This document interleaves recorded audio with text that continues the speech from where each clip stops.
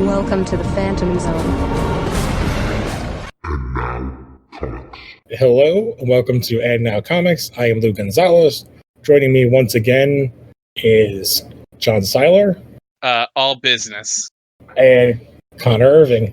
I'm waiting on my big kiss from the phalanx. Oh, man. Again, we'll get to it, but, I still have no idea what is going on with that part of the book. So, it's relatively a light news week. I feel like most of our news is cancellations. So, yeah. John, you want to take us through all of them? Start the pity train.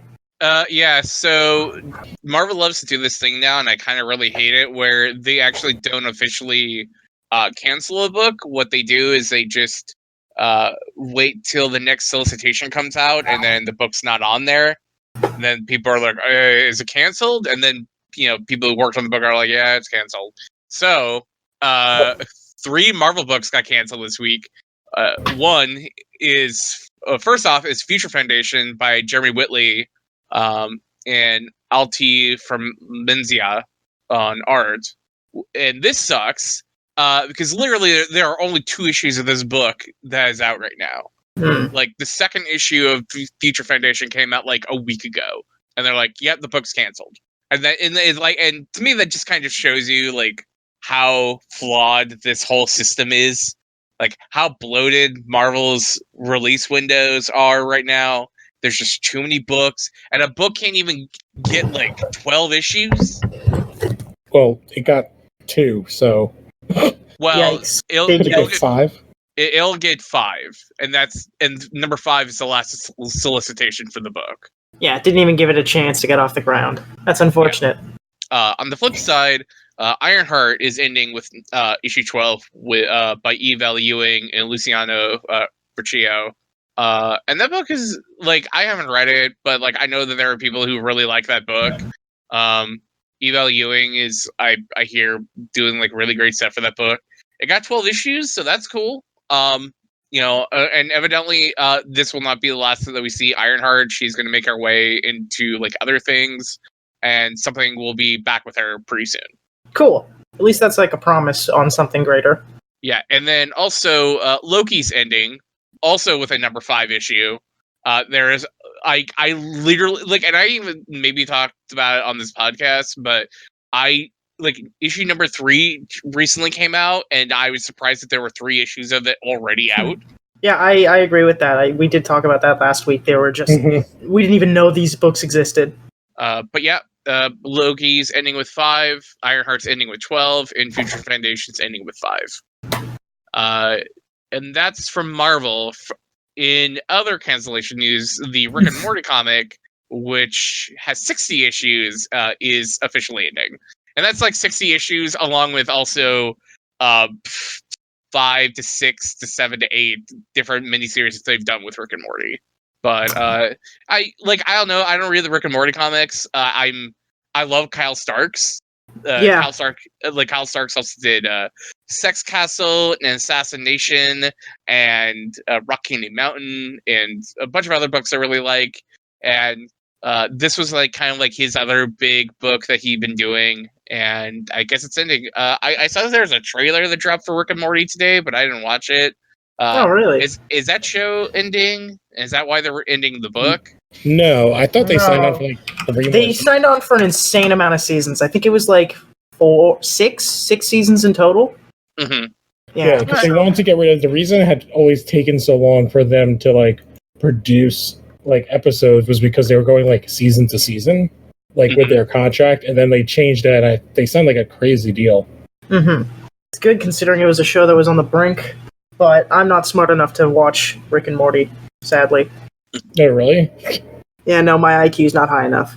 Yeah, it's a pretty good show. No, that's a thing with people, and early on they were oh, it's just a super smart show, and if you hate the show, you're just not smart enough to really get the ideas of what they're talking about. I'm look, it's Rick and Morty. It's not a show, guys. Yeah. It's not the end all be all. It's okay. One kind of cool trade collection I thought was kind of worth bringing up was Dark Horse is going to collect all of Black Slad into one collection, which would be nice. Black Sad, for people who don't know, is how do I describe it? It's like a crime noir with anthropomorphic animals, and it's like there's a game that's coming out pretty soon about it. Really? It's the creators for the book are Juan Diaz Canales and Julio Granino. It's like a European comic. But yeah, like the art's like super great. It like the thing about Black Sad is like it always seemed like, much like other Dark Horse books, a lot of it would just be out of print. So it would be really nice to have it all in one really nice collection. But I would totally look up Black Sad. The other like kind of elevator pitch I had for that book was it's Tailspin as a crime noir. Oh, Yeah, oh, that's a good pitch. Yeah, let me. Oh, I looked it up. Rick and Morty got renewed for 70 episodes, Oh wow. which that's 7 seasons, basically on their 10 episode list. So they'll get them to 100 total episodes. Damn. It's pretty swifty. That right? is swifty. Right, that's a phrase for the show. Yes. Yeah, that's the thing. And then I think the only other news thing you had on here was DC and AEW are doing a wrestling comic. Maybe, I don't know. Cody Rhodes did a huge tongue-in-cheek thing on Batman Day where he did a tweet called "Batman is all elite," and a picture of Batman with Batman all elite wrestling. And then the AEW Instagram account shared off a like an image that was made by it kind of sucks because they don't actually credit the artist, so I don't really know who did the artist for this Chris Jericho piece. But the Instagram post basically just says, "Stay tuned for our DC Comics collaboration. Don't miss TNT's Supervillain Weekend all weekend long this Friday." And I guess there's some superhero weekend villain thing. Who knows? But basically, it's not super out of the ordinary because TNT is owned by Warner, and Warner, owns DC Comics, so it wouldn't be out of the realm of possibility for AEW and DC Comics to have some kind of collaboration. Man, isn't Cody like a nerd, supposedly? Yes, he came out as Mr. Sinister for WrestleMania one year. Oh, really? That's Wow. fucking rad. He's I think that's how Triforce on his boots. There's like a lot, like his blonde haircut for like the longest time made him look like Geese Howard, and there's like photos of him basically just doing Geese Howard poses. If I'm correct, at the last AEW pay-per-view show that they did, if I remember this right, he came out as Snake from Phantom Pain, And that's fantastic. and his wife came out as Quiet. Fuck yeah. I'm trying to remember, because what was the Snake from Phantom Pain? Like That was Venom Snake. Venom Snake. There we go. Yep. Yeah, I was just saying, like, one of us is the wrong person. That's me. I'm the Metal Gear dude. I don't think Howard- I've ever played Metal Gear. Howard Porter was the artist for this Chris Jericho piece. But yeah, I'll try and find the Cody Rhodes Mr. Sinister costume. Oh no, I found it. I posted it. Yeah, no, it's pretty cool. It's just orange instead of red. Yeah. And he's got like the feathery cape. Yeah, man, that guy loves his comics. Well, which is why like he ended up becoming friends with the guy from Arrow, who was a big wrestling fan, and they've done each other's stuff a bunch. Cool. Yeah, because I think he's a producer in that show Stephen Amell is going to be having, the wrestling show. Yeah. Post Arrow. So I will talk about that Spider-Man comic really quick, the J.J. Abrams, before we get into Powers. So basically what John said before we started recording is correct. So the book is about, it kind of starts with Peter's fighting, or we see Mary Jane running, yelling tiger, and we see Peter come out and his right arm is mangled to shit. Oh, I think first off, I think it's like important to also bring up that art by Sarah Pichelli, and then JJ and Henry Abrams are the writers. Yes, And yes. Henry is the son of J.J. Abrams. Continue. Yes. So basically, he's mangled. His arm is mangled. Mary Jane goes to help him, and then this villain that I've never seen of, who looks like a giant version of Penance with like a bunch of little robots. From what I heard, he's an original villain. Yeah, he's like a giant robot, but he has kind of a similar design to Penance, but the robots kind of look like xenomorphs. And basically, what ends up happening is like the giant one jabs one of its blades through Mary Jane, and she dies. Oh shit. Okay. He saves her. We cut to a funeral. During all this, they're like, "Oh, he always thinks you're funny," and we see that they have a son who is Ben Parker, and Peter's like kind of like glass-eyed. And then 12 years later, jumps, and we are with Ben. And he's getting changed, and he leaves stuff for like Aunt May. And he goes to school. A guy goes to like he's picking on somebody. Aunt May, who has to probably be like 120 years old now. Yeah. She's up there. So a guy, he's like telling a kid to piss his pants. And so Ben gets in front of him, and Ben throws him through a goddamn door. He gets in trouble, and Peter shows up with a hook hand. And it is basically, he is never around. He doesn't really spend time with Ben, and he works the press still. And he basically travels around the world. They get into like a big fight, and he leaves. And then we get to start to see the spider power. So like Ben goes to go home, he can't get his hand off the door, and he rips the door down. And Aunt May comes in with like a cane, and yeah, she's like 90. And she's like, "Oh, I don't know what happened. There's like some girl in school that he gets attention with, blah, blah, blah." We see like the villain, and he looks like he might be cloning Mary Jane. I don't know. But Aunt May calls Peter, who's on a plane, and being like, "Hey, pretty sure your kid's showing that he has spider powers." And then the next panel is he's like stuck to the ceiling. And then she's like, "All right, go up here to the attic to like this box." And he opens it, and he finds the Spider-Man costume. And that's kind of where it ended. It's like I really cut like hard through it. Yeah. I think it's an interesting idea. I don't know. I don't mind the idea of like Peter as a dad, like a single dad, and being like shitty as like an Elseworlds. Like as long as it's not like continuity based, like I'm fine with it. It's just like I feel I was listening to a podcast, and I feel like this. I think this is like a really good point, or like at least I thought it was a really good point, where it feels like a book written by people who haven't read like comics, and it's like, oh, we're going to do some game breaking stuff here. Like we're going to kill Mary Jane within the first couple minutes, and then like we're going to like show like Peter down on his luck, and it's like him and his son is distant. I'm like, it's like, man, I've seen stories about Peter Parker being miserable. Like that's kind of his whole thing. And I don't necessarily like really need to read a story about Mary Jane being killed.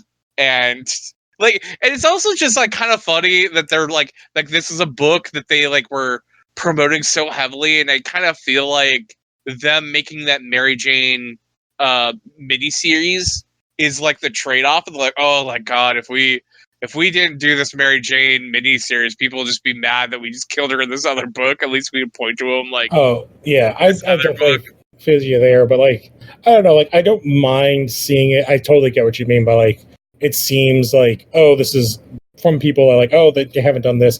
I'm just like with House and Powers, I'm like, all right, I'll give some Marvel stuff a try. And I haven't read any of the Spider-Man stuff I never read Superior Spider-Man. I haven't read any of the Miles stuff, so this was like the first Spider-Man story I've read since like brand new day.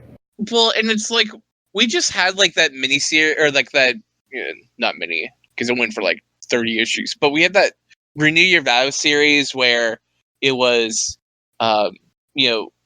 Peter and Mary Jane having the kid and being the superhero family, or we had the Spider-Girl comics in the 90s with Mayday Parker and Peter Parker being a father. So it's like, it's not necessarily like Peter Parker, an Elseworld story about Peter Parker being a family man is necessarily new, but it's like a father-son writing duo doing a book about a father-son superhero team is just like super on the nose. It's super on the nose, and like I don't necessarily think Spider-Man having it's like it's like kind of established that it's like they would have a kid, like they would have like a girl. Like it's like even within Brand New Day, it's like the kid that follows Peter around that talks about the deal. It's like that's their kid who might have happened from like whatever marriage that was like given up. And it's like, I don't know, having like a son superhero, it's like, I don't know, man. It's like it doesn't feel like anything new, and it's just it just feels like self-insert. Well, yeah. Well, I think that's like the point of the reason why the two of them would want to do the book. Yeah, like, Like, and they don't like, need to do it. It's like good for Sarah Pacelli to be on like a big book like this.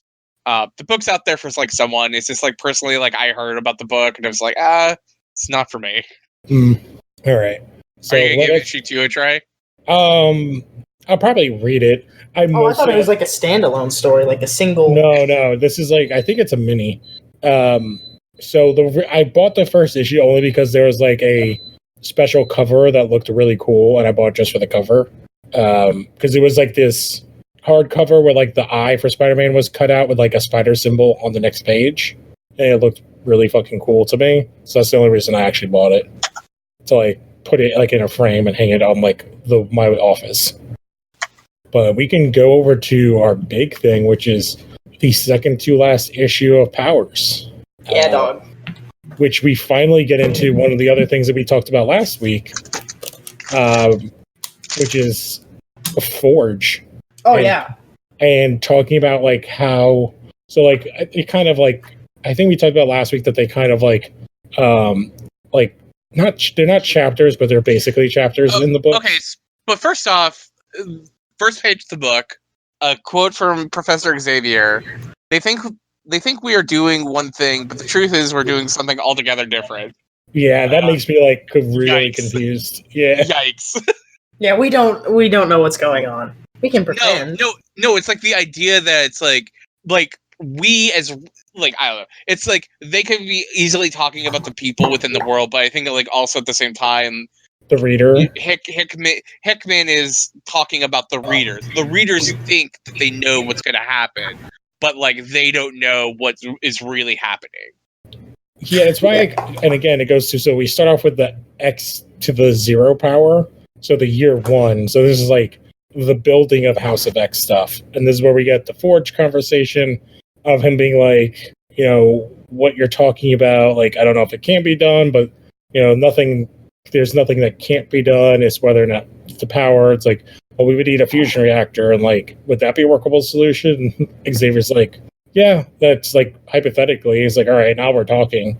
Yeah, he's letting Forge just basically be Forge. Yeah, he's like, and what could you do with unlimited resources, basically? But they also get into this, like, oh, what version of Cerebro is that the third? And he's like, well, technically the fourth with the initial prototype, and then, but all the other ones, the second, third, and fourth, you know, Beast helped him with. And he's like, all right, so you're able to locate all the mutants, but now you want to make a backup of them. And then basically it goes into like the problems. Like the two of them is one is like, that is a shit ton of data. Where would you store it? And like, there's like a ton of like, you'd have to have backups, and you would like run into like redundancy issues. And then and then the other second problem is like, you would need to have multiple backups. And Xavier's like, well, I would want 5. And he's like, all right, why not? Like, whatever. And it's like, all right, so what would you do? It's like, well, that doesn't exist on this planet. Xavier's like, no, it doesn't. Not on this planet. Which Fun. that gets into one of the big X-Men allies or villains or whatever you want to call them. Oh, the Shi'ar allies. Sometimes they're like mixed, depending on who it is. I mean, Xavier is very familiar with Lulandra. Very. But basically, all the questions about like, well, like how do they even set up this mind backup? And it's like, okay, with Forge, there you go. And so now we have like how they got the DNA samples, how they got the mind samples, like everything that's just being like slowly kind of built up, like how they got the 5 together to be able to do all this. I like that it's like old school Forge with the bandana and the ponytail and like the mustache, like very like late 80s, early 90s Forge. Mm-hmm. And then we get our white page of like the breakdown of the tech. So they started with the Shi'ar antimatter engine as the power source, but now they use Krakoan no place vents. I don't know. And then they used to use the logic diamonds, but now they use something else, and they talk about Sinister's DNA sequencing, and then how the backups are done. So every week he does like a soft backup, and then once a year he does a hard backup, which Xavier has to go into like a Odin sleep style thing to do. Mhm. Which the most interesting part of it, I think, is the last note, the last two notes, which it says, it is possible for a telepathic operator to replace their own mind with a previous legacy version, but doing so is incredibly difficult and would most likely require a skilled and experienced operator. Note, Charles Xavier has done this twice. Why? Why has he done it twice? Well, like, why would you ever need to do it at all? So, like, you're basically purposely making yourself forget you did something twice. Yeah. So you're blocking your own mind. Why would he need to do that? This probably leads into what they're saying at the front, where like they're leading us down. It's a unreliable narrator. That's what I'm trying to say. Yeah, I think that is what it's telling us in the beginning. It's like, hey, you're seeing what we want you to see. You and some of the people in this story are missing key information for a very important reason. At least that's my theory. And I agree. And so then we get into our second kind of chapter, which is this is when we get to X1, which are X to the power of 1. So this is the X-Men year 10, and which is awesome as well, because we basically get how the hell Xavier and Magneto get Emma on board. And Like, he already has the Cerebro head. Not only Emma, but also the Hellfire Club. Yeah, and Tom Cassidy. And the conversation is really interesting too. Is Tom Cassidy involved? Yes, it's like the end of it, Black Tom. Okay. Because basically they're like talking, and you know, like, you guys are goddamn insane. Remember, it's like, oh, I've been making all these moves, and she's like, yeah, I told you, you're not being subtle. And he's like, all right. But like, basically, it's like the idea that they want Emma on board because, you know, Emma's great, but like a way of the Hellfire Club is the sole proprietor of selling the cocoa flower. That's the drug that helps people, and so like it's like beneficial for her, you know, to be all doing this. But like also they need Sebastian Shaw to be on board to basically be the guy who is doing all the stuff under the table. I'm sorry, that's who I meant, Sebastian Shaw. Now, for some reason, I always mix up Sebastian Shaw and Black Tom Cassidy. Because Black Tom Cassidy is involved as well. He's doing something else we learned in the last book. Yeah, he's doing stuff on Krakoa. Question: who is Sebastian Stan again? Sebastian Shaw. Sebastian Stan is the other guy. Yeah, Sebastian Shaw. If you remember, if you watched First Class, that is Kevin Bacon's character. Oh, okay, yeah. But yes, Sebastian Shaw is like basically the Black King, head of the Hellfire Club, basically like very powerful mutant who likes to dress in 18th century garb. That's a lot of mutants, honestly. If I remember right, his power is that he can absorb kinetic energy and then use it as his own like energy. Yeah, he can if somebody hit him, he can, and then in turn like redirect it back out, like same as like energy. I'm trying to remember exactly. I don't know if it turns into physical power or if it turns into, because that's a big guy. I think he actually can like absorb it and then like spit it back out how he wants. Mm-hmm. I think that's how it works. But the other thing about this is that they are also setting up the very like beginnings of the Krakoan government, which will be a seat of 12 of 12 people. We know 4, and then there's plus 2. So yeah, so the Quiet Council of Krakoa, all broken up between seasons and Krakoa. So each seat is like a season. So autumn, winter, spring, summer, and the Krakoa has 2 seats of Cypher and Krakoa. Autumn is Xavier and Magneto with 1 blacked out. Spring is the Black Queen, the White Queen, and a third unnamed person. Which the one I'm looking at, can you read that? It says Mystique. I have Professor X, Magneto, and a blank name, and and then Winter. is all blanked out. The thing I'm looking at, it looks like, I don't know if it's a stamp, but it looks like it says Mystique. Mine's all blacked out. I'm looking at it on the computer, so I will take a screenshot. But continue. Sorry. But yeah, and then Summer's all blanked out. If I was a betting man, I would assume the third seed of Autumn is Apocalypse, because we also get that Marvel murder mystery image of Xavier, Magneto, and Apocalypse all hanging out with the Krakoa flower.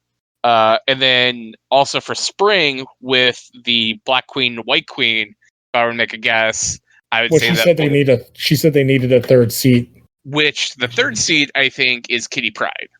Because she's been part of the she has not been a part of the Hellfire Club in the past, but she is the leader of the Marauders book going forward.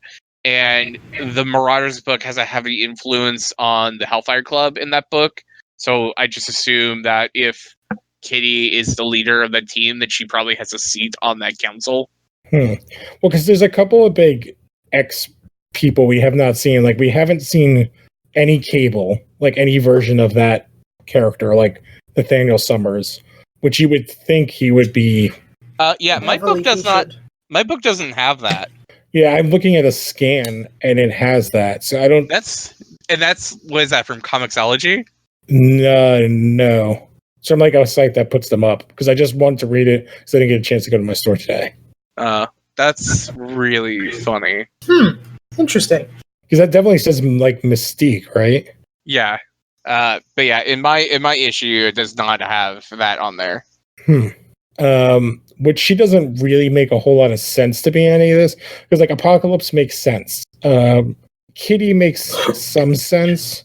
Like, I was trying to think of other people, and I thought like Storm would make sense to me in one of these teams because of like her power and influence from like outside of the Marvel, of like the X-Men universe. And then Sinister, I feel like would have to be. Would they let him be on any of this? I think they would have to. Yeah, maybe. I mean, if Xavier isn't Mr. Sinister. Yeah, or somehow influenced by Mr. Sinister. So I'm trying to think what other like big names. So the only thing, that reason I don't know if Kitty would be part of Spring is because Emma's like that I need 3 seats. That she says. So like it makes me think that there's another member of the Hellfire Club, which the only one, I can't remember her name right now, that was the big name was the Black Queen, and I can't remember that character's name. The Black Queen? Yeah. Selena? Yeah. Because I don't remember any of the other characters that were like part of it besides her. I think that depends on like who. I guess like that's who's still alive. Like, I think Shinobi Shaw is dead. And then Madeline Pryor is in hell. She's the Goblin Queen. Rad. And Celine's alive because she shows up in that portal. But yeah, like, I don't know. Like, I mean, also, it wouldn't surprise me if maybe like Calypso is on there because she's like the leader of the Morlocks. Yeah, exactly. Like that, there's other. I was just thinking of like big name people like from other teams and stuff that could be on there. Like Exodus as like the leader of the Marauders, or not the Marauders, but the Acolytes. Who is this character? Oh, we've already seen her on that. I'm just going through like a list of Hellfire Club members. Oh yeah, they're like mostly all dead. Like Harry Leland's dead. Oh, it's like, oh my god! Like, I was like trying to think of like that Donald Pierce. Man, that guy has not shown up, and I would love if he shows up at some point. Well, yeah, because I was trying to remember, because the only other character, because we know for a fact that one of the characters who's not involved in any of this was a member at some point, was Jamie Braddock. But we don't know, it could be his sister, it could be Psylocke. Because she has been a member of the thing. It also says Rachel Summers was like a member. Because I think part of me is like, there's like a lack of kind of like, I don't think Cyclops will be on any of these teams. And based on like how they were using Jean, I don't think she would be. But no. But is Jean and like Phoenix different now? Are they separate beings? Like, is one of the members of the 5 on here? Like, it would Hope be on it? Who knows? Yeah. But yeah, I think that's probably like good speculation. Mm-hmm. So the last bit of this is Xavier basically like leading up to that big moment where everyone's coming through the portal. You have like your moment with the Acolytes, your moment with the Sinister, Omega Red's there. Yeah, which is so we didn't see him coming. And then is that Silver Samurai? That's Kraken. Oh, I don't know who that is. He's like he shows up in the Hydra book, or not Hydra, the Secret Warriors book that was done by Bendis years ago. He kills Ares, I believe. Good for him. He's like really powerful. No, he didn't kill Ares. Something happens between Kraken and Phobos. I'm sorry. I'm getting like it doesn't matter. Kraken, he's basically like kind of a bad guy. Didn't know he was a mutant. I guess I learned something now. Important thing is like everyone was talking about. Oh, hey, like all these people are showing up. Why isn't Namor around here? And then we get the reason why. Oh, Namor's dude, here. this is so cool. Yeah, he gets like a full page, and it's very interesting. Like, it's basically like a one-sided conversation, but he's basically does the same thing that Apocalypse said, except for like the ending bit. Yeah, Nemor basically just tells Xavier to go fuck off. Yeah, Fuck off until you really know you're superior, then see me. Yeah. Yeah, and I'm like, oh, what does he mean? Like, a part of me is like, well, is he saying that he doesn't actually trust that that's what Xavier believes? I don't think. Like, come back until you don't come back until you really mean it. So I mean, because like this is all before everyone's invited onto the island. Like the destroying a mother mold. I mean, like at this point, it'd just be Xavier showing up and like, hey, we're gonna do this thing, and Namor's just like, you mean that thing that you always talk about that you never do, or never succeed at, or never follow through on? Yeah, okay, well, you get back to me when you do that. Yeah, he's calling him on his bullshit. I do want to point out the Sinister scene. There's like 4 dead Sinisters on the ground. Yeah, I assume he just kills Sinisters all day. Yeah, and one of them has his cape as well. A couple of them have his cape. Mm-hmm. And then we jump to the most confusing part, which I still don't understand how this all fits in, which is the year 1000 X to the 3rd power. Yep. They're alluding to it pretty heavily. Whatever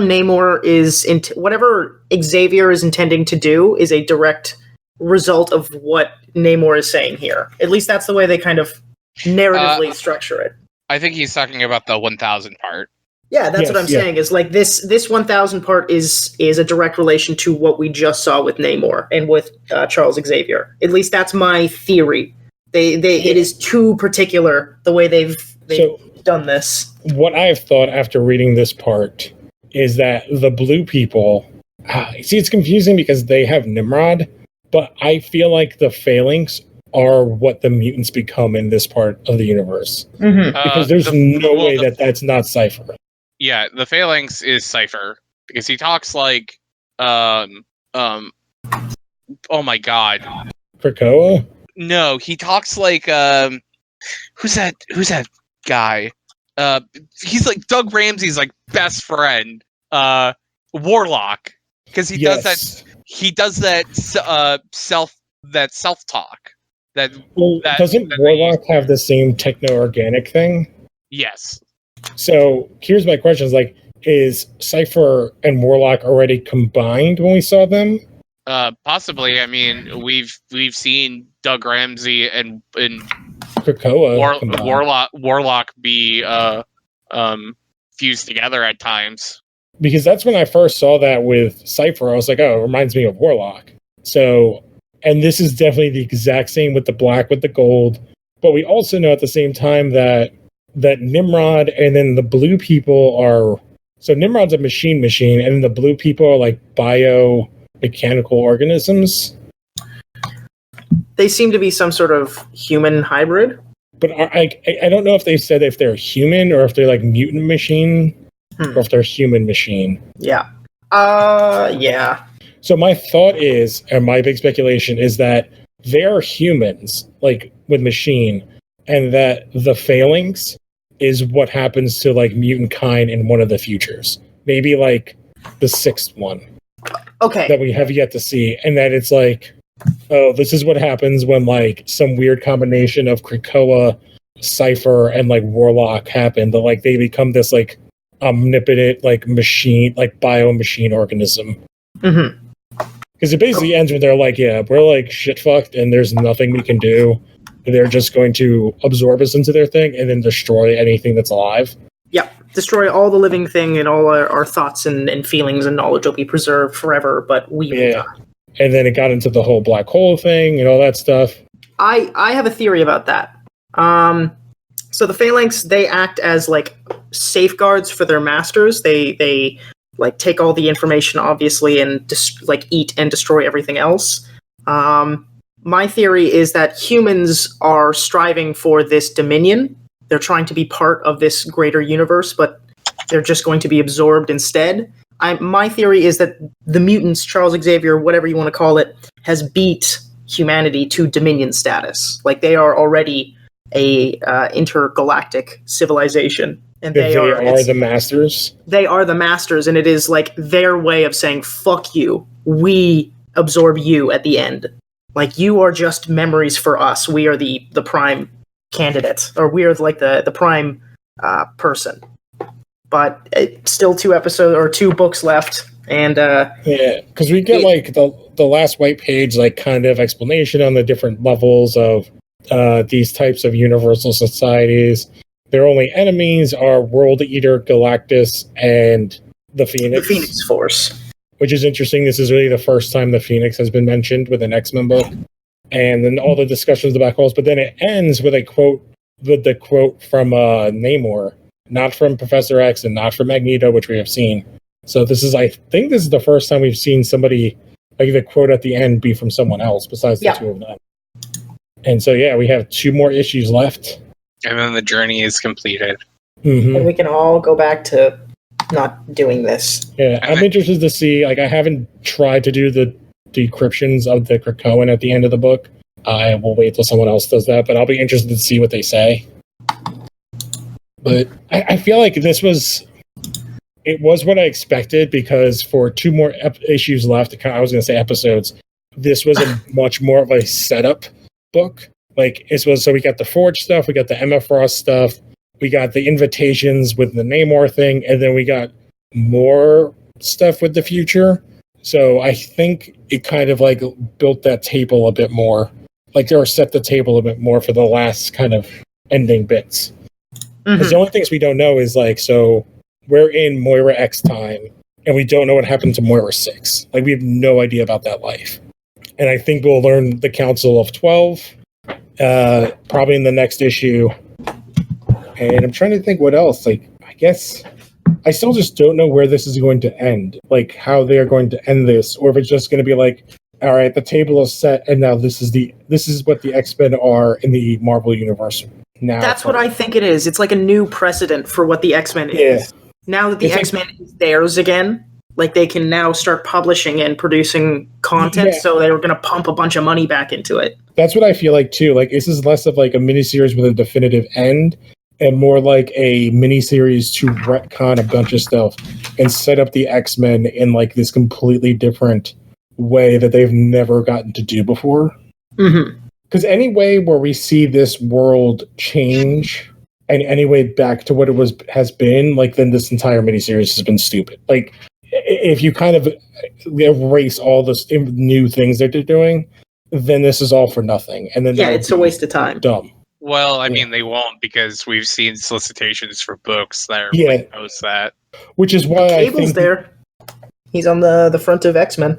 Yeah, and that's why, like, he's one of the characters that I'm like, I'm surprised we haven't seen him. Like, to see Apocalypse and to not see Cable or Bishop or some of the other big name, like, X characters like Kitty Pryde or I'm trying to think. I need to look up. I mean, we've heard from Kitty Pryde. Like, we know that her DNA was used in the Sinister Pits.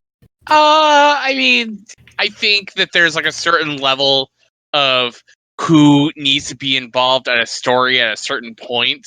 And I think like everyone you've been seeing right now are all like the big massive players.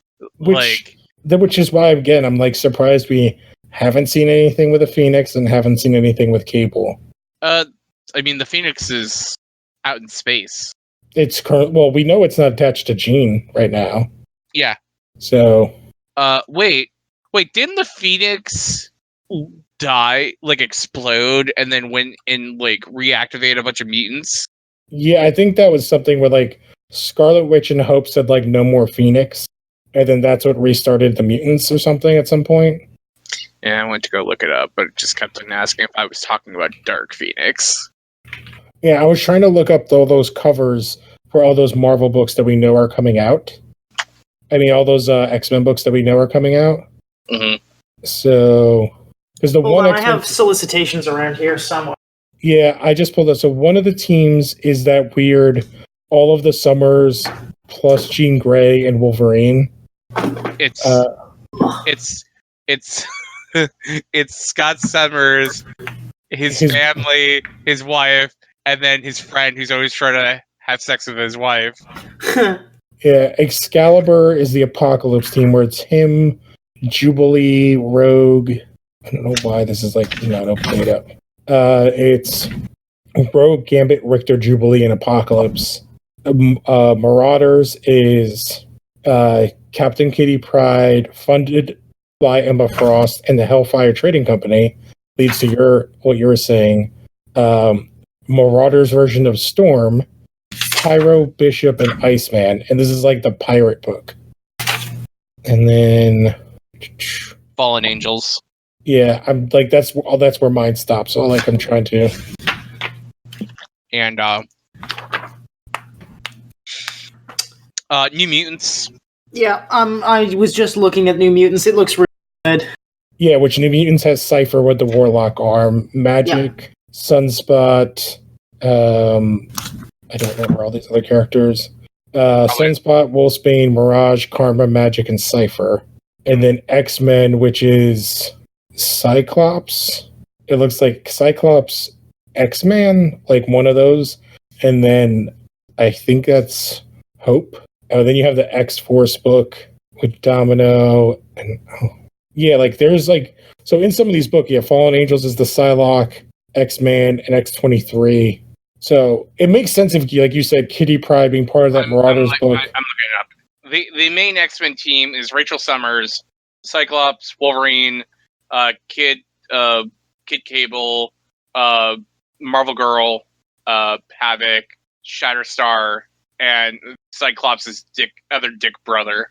Oh, wow. Vulcan. Shatterstar is like the weird one there. Because he's not even a mutant.